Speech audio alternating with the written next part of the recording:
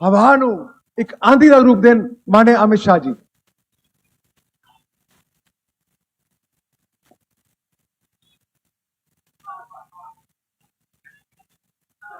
मेरे साथ बोलिए, बोले सोनिहाल। वाहे गुरु जी का खालसा, वाहे गुरु जी की फतेह। मेरे साथ प्रचंड आवाज से भारत माता की जय का जयकारा लगाना है। 27 में पंजाब में बनने वाली सरकार भारतीय जनता पार्टी की सरकार बनाने के लिए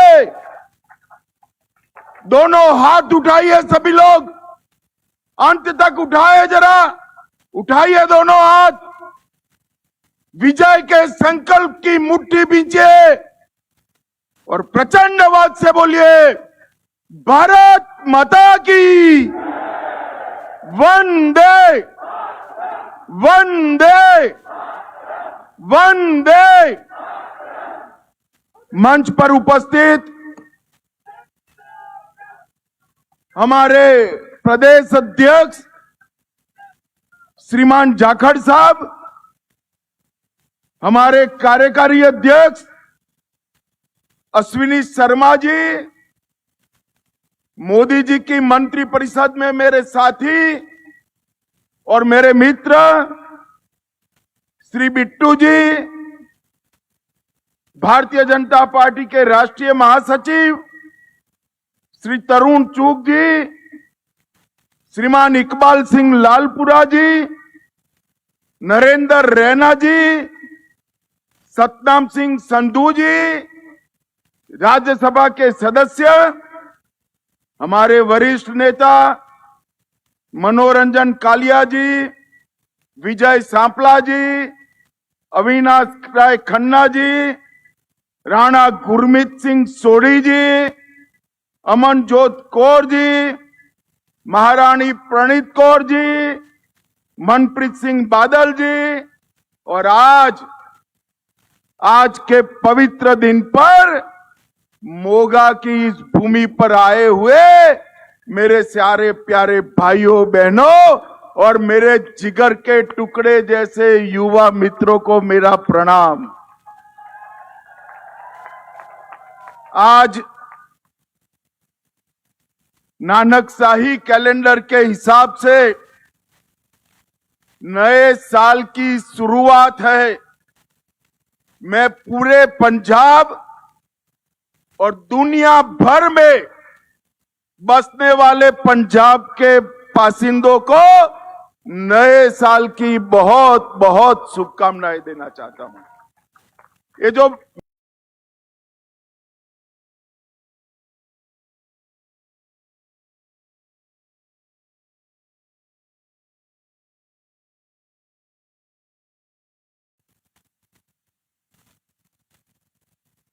भाई और बहनों, मैं जब पंजाब की इस महान भूमि पर आया हूं तब सबसे पहले मैं महान सिख गुरुओं की परंपरा को, बलिदानी परंपरा को दो हाथ जोड़कर प्रणाम कर कर मेरी बात की शुरुआत करना चाहता हूं।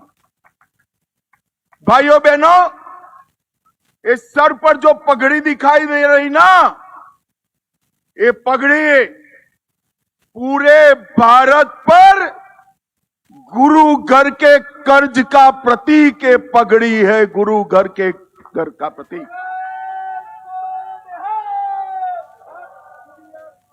अमर बलिदानी गुरु तेग बहादुर जी का बलिदान का 350वां साल चल रहा है। गुरु तेग बहादुर जी इसलिए हिंदी चादर कहे गए कि इन्होंने कश्मीरी पंडितों को मुगलों के आतंक से बचाने के लिए अपना सिर काटकर उनकी रक्षा करने का काम किया था।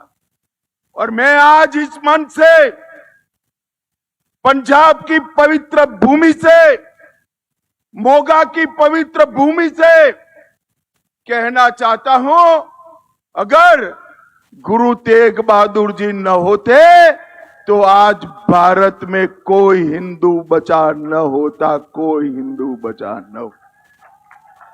गुरु तेग बहादुर जी के बलिदान ने ही इस देश को टिका कर रखा है। यहां पर नानक देव जी महाराज से लेकर दसम पिता तक सभी महान सिख गुरुओं को मैं प्रणाम करता हूं। भगवान वाल्मीकि, गुरु रविदास जी, बाबा जीवन सिंह जी, महाराजा रणजीत सिंह जी, सबकी पुण्य स्मृति को मैं प्रणाम करता हूं। और पूरा देश का युवा जिनके बलिदानों से आज भी प्रेरणा लेता है, वो शहीद भगत सिंह जी, अमर राजगुरु और शहीद सुखदेव जी को भी प्रणाम कर कर मेरी बात की शुरुआत करता हूं। भाइयों बहनों, एक प्रकार से 27 में होने वाले चुनाव में हम आज से भारतीय जनता पार्टी के प्रचार की शुरुआत करें। मैं पंजाब की जनता को अपील करने के लिए आया हूं। हम जब भी आए छोटे भाई के रूप में आपके सामने आए। हमारी सरकार कभी बननी ही नहीं थी, मगर आज मैं कहकर जाता हूं, 27 के चुनाव में भारतीय जनता पार्टी अपनी सरकार बनाने के लिए चुनाव लड़ने जा रही है। मैं पूरी पंजाब की जनता से, माताओं बहनों से, बुजुर्गों से आशीर्वाद मांगने आया हूं कि आप हमें आशीर्वाद दीजिए, हमारी ताकत बढ़ाइए। अगर पंजाब को नशे से कोई मुक्त कर सकता है तो केवल और केवल नरेंद्र मोदी और भारतीय जनता पार्टी कर सकती। और साहब, हमने कर कर दिखाया है।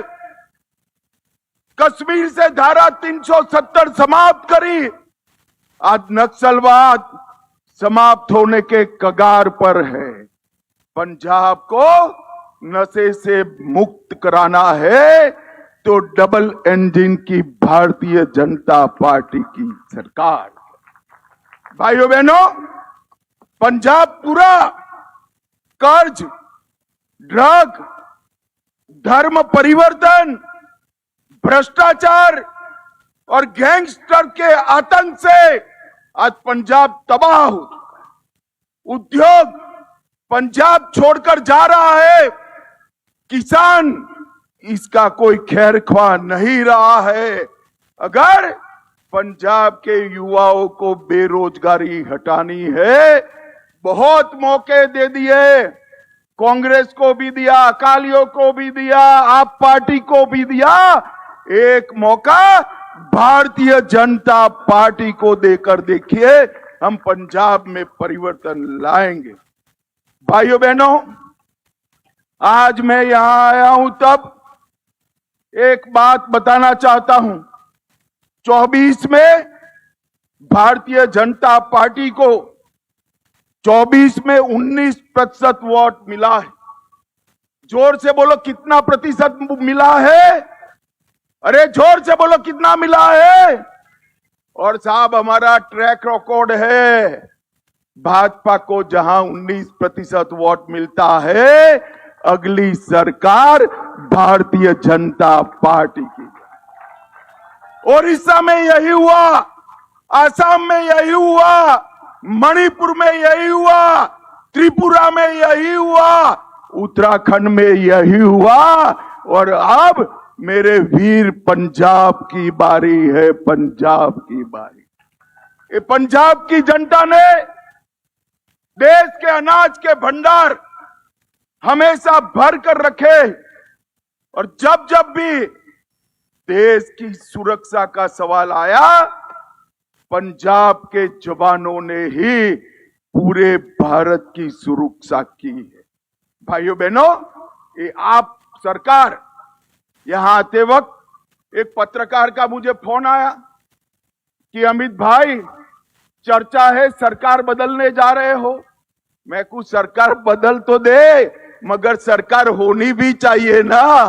यहां तो कोई सरकार ही नहीं है भाई। मुझे बताओ, कोई है सरकार? जोर से बोलो, कोई है सरकार? अरे सरकार होती तो कानून और व्यवस्था की स्थिति ऐसी न होती। सरकार होती तो नशे का कारोबार न होता, किसानों की परेशानी न होती। सरकार होती तो यहां पर कानून और व्यवस्था ठीक होती। ये आम आदमी पार्टी परिवर्तन का वादा कर आई थी। मैं आम आदमी पार्टी के नेताओं को पूछना चाहता हूं, क्या कर रहे हैं आपके मुख्यमंत्री? पूरे देश में जहां जहां केजरीवाल को जाना है, पंजाब सरकार के खर्चे से विमान लेकर उनके पायलट बनकर जाने के अलावे ये मुख्यमंत्री ने कुछ नहीं किया है। मुझे बताओ भाई, जरा जोर से बोलो, 25 लाख नौकरियों का वादा किया था, मिली है क्या? अरे जोर से बोलो, मिली है क्या? 4 महीने में पंजाब को नशा मुक्त करने का वादा किया था, कर पाए है क्या? 16,000 सरकारी दवाखाने बनाने थे, बने हैं क्या? विधवा पेंशन, बुजुर्ग पेंशन 2500 करना था, कर पाए थे क्या? 16 मेडिकल कॉलेज बनाने थे, बने हैं क्या? 20,000 करोड़ की आय खनन से बढ़ानी थी, बढ़ी है क्या? सभी फसलों पर एमएसपी का वादा किया था, पूरा हुआ है क्या? भाइयों बहनों, सिख विरोध दंगों में 5 लाख रुपए का मुआवजा देने का वादा किया था, वो भी नहीं कर पाए। ये जो सरकार आप पार्टी की है, वो वादा खिलाफी की सरकार, वो पंजाब का भला नहीं कर सकती। ये भ्रष्टाचारी सरकार है, आकंठ भ्रष्टाचार में डूबी हुई सरकार है। यहां के मुख्यमंत्री जी को शर्म आनी चाहिए। दिल्ली से 4 सूबेदार आकर बैठे हैं और पंजाब का धन लूटकर दिल्ली जेल आ गए, और मुख्यमंत्री जी ऊप नहीं कर सकते। मोगा आउटडोर विज्ञापन का घोटाला हुआ, अमृतसर स्मार्ट सिटी परियोजना का घोटाला हुआ, जालंधर स्मार्ट सिटी परियोजना में घोटाला हुआ, बरनाला ट्रक यूनियन की भूमि में घोटाला हुआ, खडूर साहेब पंचायत के फंड का घोटाला हुआ, आंगनवाड़ी में पंजरी का घोटाला हुआ, 100 करोड़ से ज्यादा उगाही के केस कोर्ट में लंबित है, और अपने चेहरे को दिखाने के लिए 800 करोड़ का विज्ञापन करने में खर्चा डाल दिया। भाइयों बहनों, मुझे बताओ, ये भ्रष्टाचारी सरकार पंजाब का भला कर सकती है क्या? जोर से बोलो, कर सकती है क्या? आप पार्टी केवल और केवल यहां की सरकार केजरीवाल का एटीएम बन गई है, एटीएम बन गई है। भाइयों बहनों, ये पंजाब के सम्मान के साथ खिलवाड़ है। पूरा पंजाब ड्रग की समस्या से जूझ रहा है, कानून और व्यवस्था समाप्त हो चुकी। 26 के शुरुआत में ही 3 सरपंच से हत्या हो गई, गैंगस्टर उगाही कर रहे हैं, और पुलिस चौकी के अंदर ही एएसआई की हत्या हो जाती है। एक रिपोर्ट है, पूरे देश में हीरोइन का कारोबार, नशे का कारोबार जो है, उसमें से 45% अकेले पंजाब में है, अकेले पंजाब में। भाइयों बहनों, मैं आज पंजाब की जनता को कहने आया हूं, एकदम कम नहीं है आप पार्टी में नशे का कारोबार समाप्त करने का। और कांग्रेस और अकाली तो पहले ही थे, इन्होंने नहीं रोक पाए। नशे का कारोबार अगर कोई रोक सकता है तो केवल और केवल भारतीय जनता पार्टी रोक सकती है। और मैं आज वादा कर कर जाता हूं आपसे, हमने कहा था धारा 370 हटाएंगे, हटा दी। आतंकवाद भी आज अंतिम सांसें गिन रहा है। हमने कहा था नक्सल मुक्त करेंगे, देश नक्सल मुक्त होने जा रहा है। और आज कहकर जाता हूं पंजाब को, आप फरवरी में आशीर्वाद दे दीजिए, 2 साल में हम पंजाब से मूल समेत नशे के कारोबार को उखाड़ कर फेंक देंगे। भाइयों बहनों, ये आप पार्टी की जो सरकार है वो किसानों को गुमराह करे। ये कांग्रेस पार्टी और राहुल बाबा किसानों को गुमराह कर रहे। मैं उनको कहने आया हूं, अभी संसद में बोलते थे, आप पार्टी के केजरीवाल ने भी फोन किया कि अमेरिका के साथ जो ट्रेड डील हुआ है उससे किसानों का नुकसान। पंजाब के किसान भाइयों बहनों, इनकी बात मत सुनना, ये झूठ बोल रहे हैं, झूठ बोल रहे हैं। WTO में 2013 में MSP न दी जाए ऐसा करार वो कर आए थे। भगवान भला करे भारत की जनता का कि 14 में इनको निकाल दिया। इसका कंफर्मेशन करने का समय 2017 में नरेंद्र मोदी की सरकार में आया। नरेंद्र मोदी जी ने 100 झिटक कर कह दिया कि मेरे किसानों को MSP मिलेगी, उसको कोई नहीं रोक सकता। किस मुंह से ये राहुल गांधी बात कर रहे हैं? हमने सबसे ज्यादा MSP पर खरीद करने का काम हमारे नरेंद्र मोदी जी ने किया। पूरे पंजाब के किसानों को सबसे ज्यादा रबी और खरीफ के गेहूं और धान दोनों सबसे ज्यादा अगर किसी ने खरीदे हैं तो नरेंद्र मोदी की भाजपा सरकार ने खरीदे। और इसके साथ साथ 2 ही दिन में ऑनलाइन पेमेंट आज किसान के घर में चला जाता है। भ्रष्टाचार हमने बंद कर दिया। और राहुल बाबा, आपकी सरकार थी तब कितना बजट देते थे किसानों को? 22,000 करोड़ का। कितना भैया बोलो तो जरा जोर से बोलो, कितना? नरेंद्र मोदी जी ने 22,000 करोड़ से बटाकर 1,40,000 करोड़ का बजट किया। हर किसान को सालाना 6,000 रुपया मिल रहा है। 13 करोड़ 50 लाख लोगों को किसान सम्मान निधि देने का काम किया। कांग्रेस ने कभी भी दलहन MSP पर नहीं खरीदी। हमने नाफेड की व्यवस्था करी है, जो किसान बुआई कर नाफेड पर अपने आप को रजिस्टर करेगा, 100% दलहन उसकी भारत सरकार MSP पर खरीद लेगी। हम मक्के को भी MSP पर खरीद रहे हैं। और इसके साथ साथ फर्टिलाइजर का उपयोग कम करने के लिए हम प्राकृतिक खेती की ओर भी बढ़ रहे हैं। भाइयों बहनों, मोदी सरकार ने हमारे सिख पंथ के लिए, हमारे सिख भाइयों बहनों के लिए ढेर सारे काम किए। और मोदी जी पर तो गुरु परंपरा का बड़ा कृपा है। देखिए, तेग बहादुर जी का 350वां बलिदान साल भी मोदी जी के समय में आया। नानक देव जी का 550वां प्रकाश वर्ष मोदी जी के समय आया। तेग बहादुर जी का 400वां प्रकाश पर्व मोदी जी के समय में आया।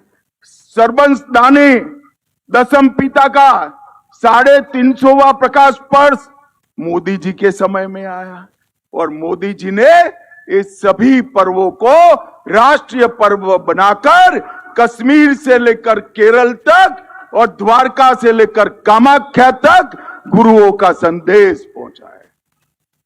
बहुत बड़ी सेवा करने का मौका मोदी जी को गुरुओं ने दिया है। और भाइयों बहनों, एक बात याद रखना, दसम पिता के साहबजादों जैसा बलिदान पूरे विश्व में कहीं इतिहास में नहीं, मगर इसको कोई सम्मान नहीं करता था। मोदी जी ने इसको वीर बाल दिवस का संज्ञान देकर पूरे देश में आज साहबजादों का सम्मान करने का काम किया है। 84 के सिख दंगों में सिखों पर जुर्म करने वाले सारे लोगों के खिलाफ 350 मामले हमने रजिस्टर किए। कांग्रेस ने एक भी नेता को जेल में नहीं डाला था, हमने कई नेताओं को जेल में डाला। और राहुल बाबा, आपके पिताजी ने सिख दंगों पर कहा था, बड़ा पेड़ गिरता है तो धरती हिलती है। भाइयों बहनों, हर सिख दंगा पीड़ित परिवार को 5 लाख का मुआवजा देने का काम नरेंद्र मोदी जी ने।